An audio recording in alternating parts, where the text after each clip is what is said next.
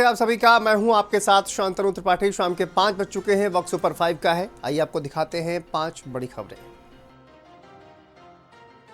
NDA की बैठक दिल्ली के भारत मंडपम में हो रही है। एनडीए शासित राज्यों के सभी मुख्यमंत्री इस बैठक में मौजूद हैं। डिप्टी सीएम इस बैठक में मौजूद हैं। प्रधानमंत्री नरेंद्र मोदी की अध्यक्षता में ये बैठक हो रही है। भारतीय जनता पार्टी के राष्ट्रीय अध्यक्ष नितिन नवीन इस बैठक में मौजूद है। गृह मंत्री अमित शाह, रक्षा मंत्री राजनाथ सिंह इस बैठक में मौजूद है। ऐतिहासिक दिन भारतीय जनता पार्टी बता रही है, क्योंकि 12 साल के कार्यकाल प्रधानमंत्री नरेंद्र मोदी के पूरे हो गए हैं और पंडित जवाहरलाल नेहरू का रिकॉर्ड प्रधानमंत्री नरेंद्र मोदी ने तोड़ा है। इस बैठक में 12 सालों में जो कामकाज सरकार ने किया है, जो योजनाएं लोगों के लिए लाई गई हैं, उसको लेकर चर्चा की जाएगी। कैसे जन जन तक संदेश पहुंचाया जाए कि सरकार ने क्या क्या काम लोगों के लिए किया है, उसको लेकर चर्चा होगी। आगे को लेकर रणनीति बनेगी कि एनडीए की क्या रणनीति हो, क्योंकि 2027 में कई राज्यों में विधानसभा के चुनाव होने हैं। उत्तर प्रदेश में भी विधानसभा का चुनाव होना है। यूपी सीएम योगी आदित्यनाथ इस बैठक में मौजूद है और पंडित जवाहरलाल नेहरू के रिकॉर्ड को प्रधानमंत्री नरेंद्र मोदी ने तोड़ा है। सबसे लंबे समय तक निर्वाचित प्रधानमंत्री के तौर पर नरेंद्र मोदी कार्यरत हैं। तो ऐसे में आगे को लेकर रणनीति एनडीए की बैठक में बनने जा रही है। अयोध्या श्री राम मंदिर के दानपत्र से कथित धनराशि चोरी करने के मामले में नया मोड़ ले लिया है। सूत्रों के अनुसार मामले की गंभीरता को देखते हुए प्रधानमंत्री कार्यालय ने ट्रस्ट से रिपोर्ट तलब की है। इस बीच श्री राम जन्मभूमि तीर्थ क्षेत्र ट्रस्ट के सदस्य एवं मंदिर निर्माण समिति के अध्यक्ष निपेंद्र मिश्र अयोध्या पहुंचे और ट्रस्ट के पदाधिकारियों के साथ बैठक कर पूरे प्रकरण की जानकारी ली। सूत्रों का दावा है कि ट्रस्ट के आंतरिक ऑडिट में कुछ अनियमितता सामने आने के बाद जांच का दायरा बढ़ाया गया है। पुलिस द्वारा कुछ कर्मचारियों से पूछताछ किए जाने की भी चर्चा है। हालांकि इन दावों की आधिकारिक पुष्टि नहीं हुई है। मामले को लेकर समाजवादी पार्टी के राष्ट्रीय अध्यक्ष अखिलेश यादव ने निष्पक्ष जांच की मांग करते हुए जिम्मेदार लोगों के नाम सार्वजनिक करने की बात भी कही है। वहीं पूर्व लेखा अधिकारी महिपाल सिंह ने आरोप लगाया है कि दानपत्र से नियमित रूप से धन की चोरी होती थी और शिकायत करने पर उन्हें नौकरी से निकाल दिया गया। उन्होंने सीसीटीवी फुटेज हटाए जाने का भी दावा किया है। ट्रस्ट सूत्रों के मुताबिक दान पात्र व्यवस्था की व्यापक समीक्षा की जा रही है और किसी भी दोषी के खिलाफ सख्त कार्रवाई की जाएगी।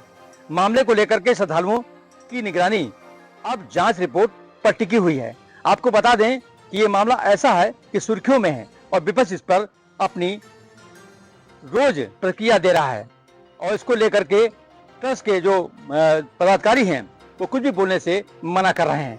तेलंगाना में हुई करोड़ों की चोरी का खुलासा उत्तर प्रदेश की पुलिस ने रामपुर की रिजर्व पुलिस लाइन में तेलंगाना पुलिस के साथ मिलकर किया है। इस चोरी के खुलासे में करीब 12.5 किलो सोना और कुछ चांदी सभी के आभूषण मिले हैं। पकड़े गए लोग नेपाल के हैं। एक पति, एक पत्नी और साली मिलकर तेलंगाना में करोड़ों की चोरी को अंजाम दिया और जब इनपुट्स रामपुर से मिले तब जो तेलंगाना की पुलिस है रामपुर की पुलिस के साथ मिलकर लगी। तब बिलासपुर थाने के एसएचओ के नेतृत्व में जो टीमें थी वो काम कर रही थी, एसओजी की टीम काम कर रही थी। नतीजा ये हुआ कि 2 महिलाओं और एक पुरुष को धर दबोचा। उनके कब्जे से करीब 12.5 किलो सोना, चांदी, तमाम तरीके के आभूषण बरामद हुए और सभी को रिजर्व पुलिस लाइन में ला करके मीडिया के समक्ष पेश किया। पुलिस अधीक्षक सोमेंद्र मीना ने बताया कि जैसे ही हमको इनपुट्स मिले उस पर हमने वहां की पुलिस टीम के साथ मिलकर काम किया। आज उसी का नतीजा है कि आज घटना का अनावरण कर रहे हैं। तेलंगाना में जो करोड़ों की चोरी की वारदात इन तीनों के द्वारा अंजाम दी गई थी, आज पुलिस की गिरफ्त में है। यानी कि उत्तर प्रदेश पुलिस ने रामपुर में जो खुलासा किया, खुलासे के दौरान हर कोई हैरान था कि एक पति, एक पत्नी और उसकी साली मिलकर भला करोड़ों की चोरी की वारदात को अंजाम दे देंगी। हैरानी की बात यह है कि पुलिस ने चोरी की वारदात का सारा सामान उनके कब्जे से बरामद कर लिया है। 12.5 किलो सोना, चांदी और आभूषण इत्यादि बरामद करके उनको न्यायालय के समक्ष पेश किया। न्यायालय ने जेल भेज दिया। पुलिस अधीक्षक सोमेंद्र मीना ने कहा है कि अब पुलिस तफ्तीश के दौरान इस बात का पता लगाया जाएगा कि इनके तार और कहां-कहां फैले हैं, कौन सरगना है और कौन कौन लोगों के बीच में रह करके देश के कौन कौन से हिस्सों में चोरी की वारदात को अंजाम देते थे। बहरहाल अभी तीनों को जेल भेज दिया है और पुलिस तफ्तीश में ये बात सामने आएगी कि ये लोग, इनका गैंग कहां कहां है और देश के कौन कौन से हिस्सों में चोरी की वारदात को अंजाम दिया है।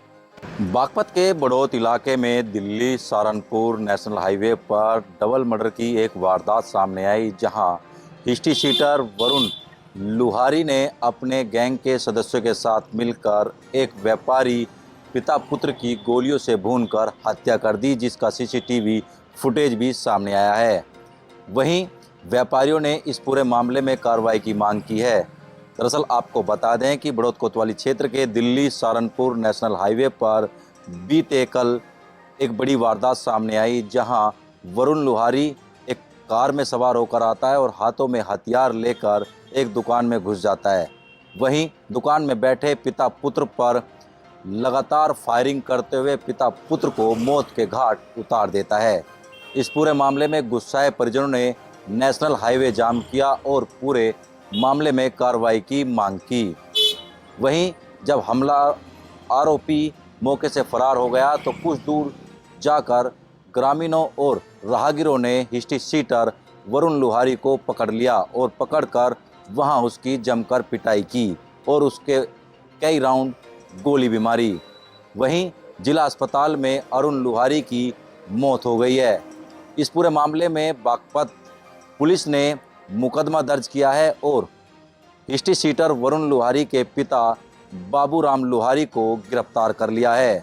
पुलिस ने बाबूराम लुहारी समेत 6 लोगों के खिलाफ हत्या और हत्या के प्रयास की धाराओं का मुकदमा दर्ज किया है। वहीं अब इस पूरे मामले में हिस्ट्री शीटर वरुण लुहारी के ग्रामीण और परिजन भी बड़ौत कोतवाली पहुंचे हैं, जहां उन्होंने भी एक व्यापारी पर हत्या का आरोप लगाते हुए कार्रवाई की मांग की है। लुहारी के रहने वाले ग्रामीणों ने आरोप लगाया कि एक वीडियो सोशल मीडिया पर बड़ी तेजी से वायरल हो रहा है, जिस वीडियो में एक व्यापारी वरुण लुहारी को लेटे हुए 3 गोली मार रहा है।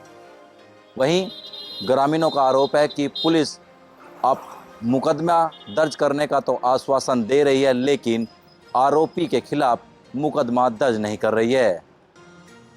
वहीं परिजनों ने कहा कि जब तक हमारी तहरीर पर मुकदमा दर्ज नहीं होगा तब तक वे हिस्ट्री शीटर वरुण लुहारी के शव को मेरठ लेने नहीं जाएंगे और अंतिम संस्कार नहीं करेंगे। फिलहाल पुलिस सभी एंगलों पर जांच कर रही है, क्योंकि यह 10 साल पुरानी रंजिश थी, जिसके बाद यह 10 साल बाद फिर रंजिश उभरी और उसके बाद 3 हत्याएं हुई हैं। पुलिस का कहना है कि जो भी तथ्य सामने आएगा उसके आधार पर निष्पक्ष जांच की जाएगी। प्रयागराज में अधिवक्ता जगदीश शुक्ला का एक्सीडेंट और उनकी मौत का मामला लगातार बढ़ता दिखाई दे रहा है।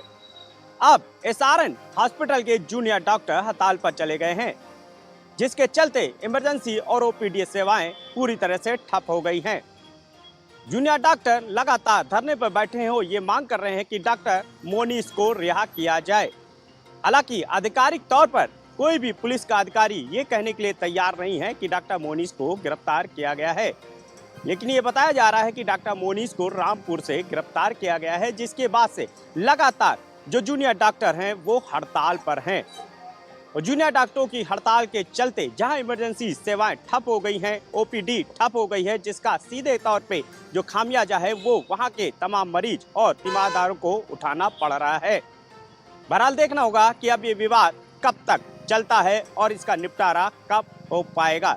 लेकिन इस बीच ये साफ है कि इस पूरे विवाद में कहीं ना कहीं जो आम मरीज है और उनके तीमारदार हैं वो पिस रहे हैं।